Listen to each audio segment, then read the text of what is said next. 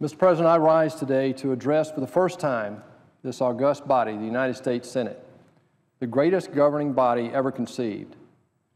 Out of respect, I've waited until we pass the 100-day mark to deliver this speech. But I rise today because I believe our republic is in grave danger. We need to create a new beginning by dealing with the very real crisis of leadership we face today. It's why I ran for the Senate in the first place, because we need a new perspective in Washington. Like many Americans, I'm outraged by Washington's dysfunction, its fiscal irresponsibility, its lack of leadership in foreign policy, its intrusiveness and overreach, and its negative impact on hardworking Americans. Before being elected to the Senate, I had never been involved in politics. Simply put, I'm a political outsider committed to changing the direction of our country. I grew up in a small military town in middle Georgia, working on our family's farms. My mom and dad were public school teachers, and I grew up modestly, like most people there. I worked my way through college and was blessed with a business career that took me from the factory floor to become a Fortune 500 CEO. My story is not unique, Mr. President. It's the American story. Only in America is this possible, thanks to hard work and self-reliance. It's called the American dream, and it's our job to make sure it lasts. Many people today believe this dream no longer exists, that we need big government to provide us with more and more financial security. I disagree totally. I believe our best days lie ahead. But we have to act boldly if we're to save this dream and our very way of life. As an outsider to the political process, I'm humbled by the privilege to serve my country as a U.S. Senator.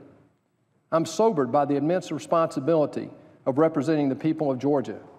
And I'm encouraged by the opportunities we have to solve this crisis of leadership and create a new beginning. As one of the original 13 colonies, Georgia has long been blessed with outstanding statesmen in the U.S. Senate. The first senator to serve in this seat in the first U.S. Congress in 1789 was Senator William Few.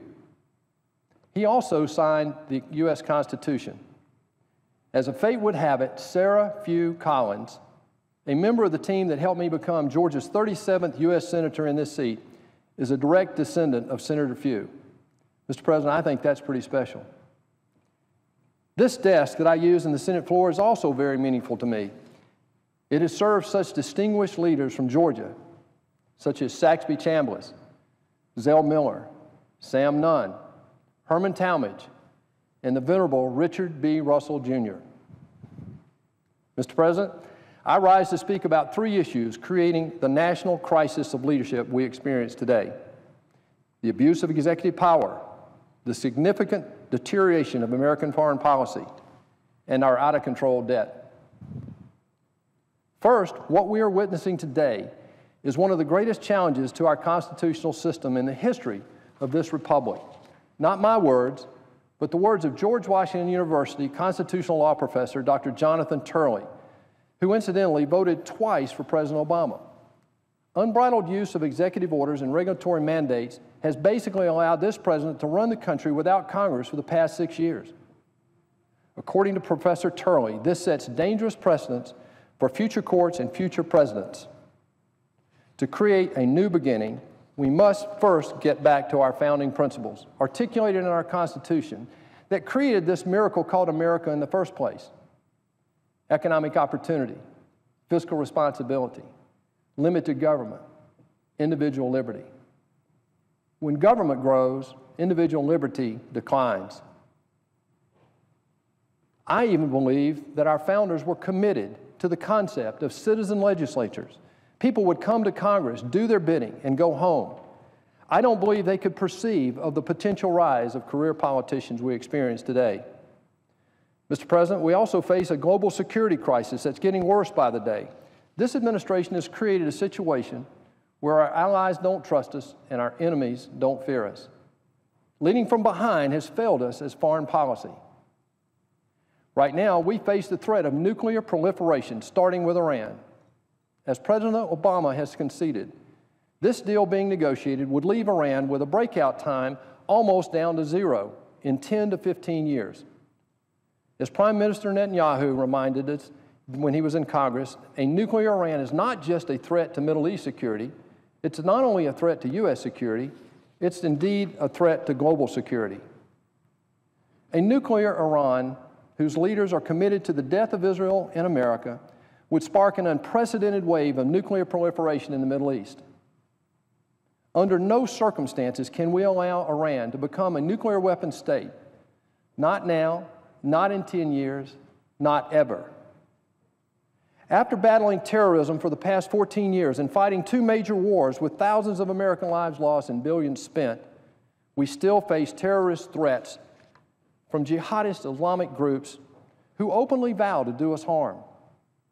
We face a tough choice, however. Deal with them over there or wait and deal with the consequences here at home. We're also witnessing the return of great power rivalries. Last year, Russia actually seized territory of a sovereign state and continues their aggression today in the Ukraine. China is also growing more aggressive, doubling its military spending and flexing its muscle in the region.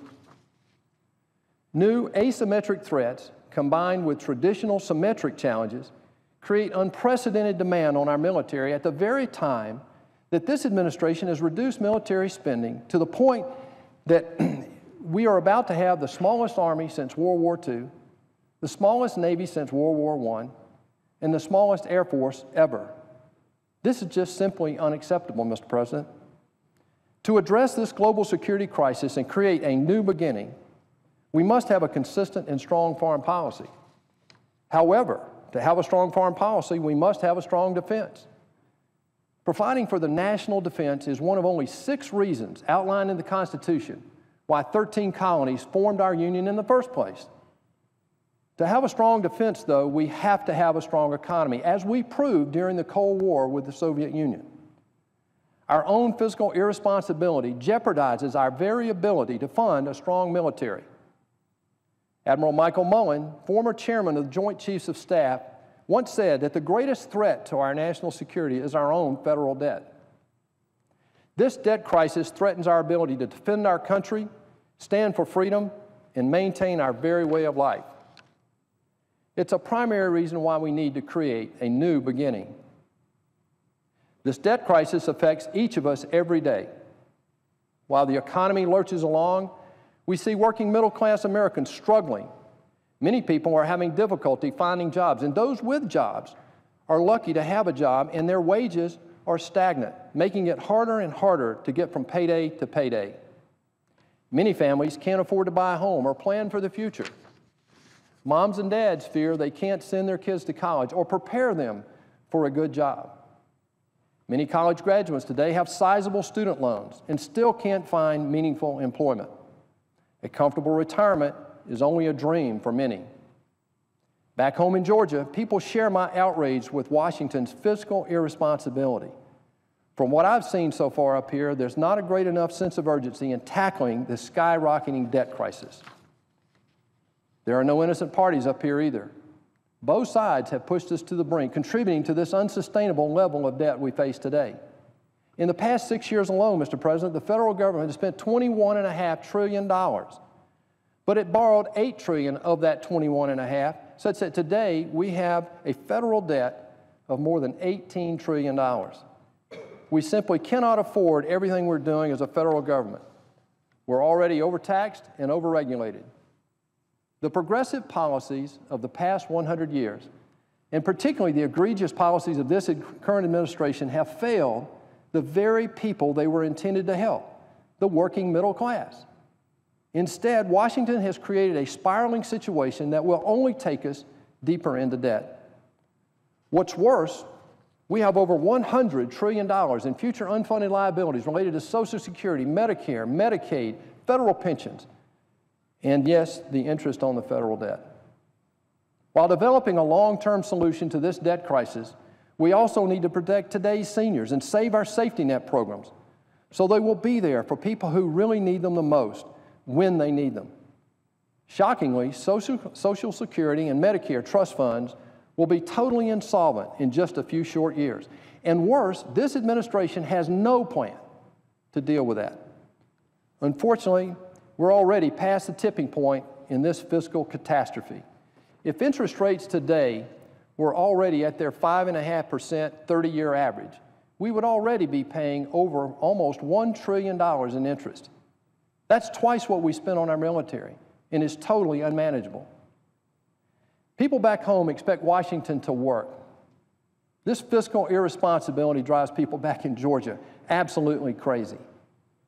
Mr. President, doubling down on bigger government, more federal programs, and more government spending is not the answer, as has been proven repeatedly over the last 100 years. We have to break the gridlock, though, in Washington to solve this. One side wants increased taxes, the other wants spending cuts. The result is that we have gridlock in Washington for a generation. The real solution, of course, is to grow our economy. Just 1 percentage point of incremental GDP growth would generate over $3 trillion of federal tax revenues in the next decade alone. Combine that with the elimination of truly duplicate programs, and we can develop a long-term plan to solve this debt crisis, as well as get Americans back to work in meaningful, well-paying jobs. To create a new beginning, my focus in this body will be to add to the debate about how to grow our economy, rein in our outrageous spending, and solve this debt crisis. To grow our economy, 3 priorities should be addressed right away. First, we need to totally reinvent how we fund our federal government. Many states, like Georgia, have a balanced budget law, and so should Washington. American families can't spend more than they take in, and neither should their government. Our archaic tax system is choking growth, holding back innovation, and discouraging investment. Eventually, I believe we should transition from an income tax to a simple consumption tax like the fair tax that would level the playing field with the rest of the world. While that debate will take some time, there are things we can do right now to stimulate our economy. We need to reduce our corporate tax rate and eliminate entirely our repatriation tax to be more competitive with other countries. At the same time, we need to eliminate corporate welfare and make our tax system fairer and simpler for every American. We also have to rein in our out-of-control regulators. This president has created the 4th branch of government, the regulator, who today make more rules that affect our lives and our jobs than does Congress. Finally, we need to unlock our full energy potential to get this economy moving. We need to develop our domestic natural resources. Isn't it time we finally develop a long-term energy policy that unleashes this potential while protecting our environment? Doing these things now will also allow us to fund our infrastructure needs, improve our education process, become more competitive with the rest of the world, create well-paying 21st century jobs, and ignite the next economic boom for our kids and grandkids. Mr. President, I've used the word crisis carefully and thoughtfully today.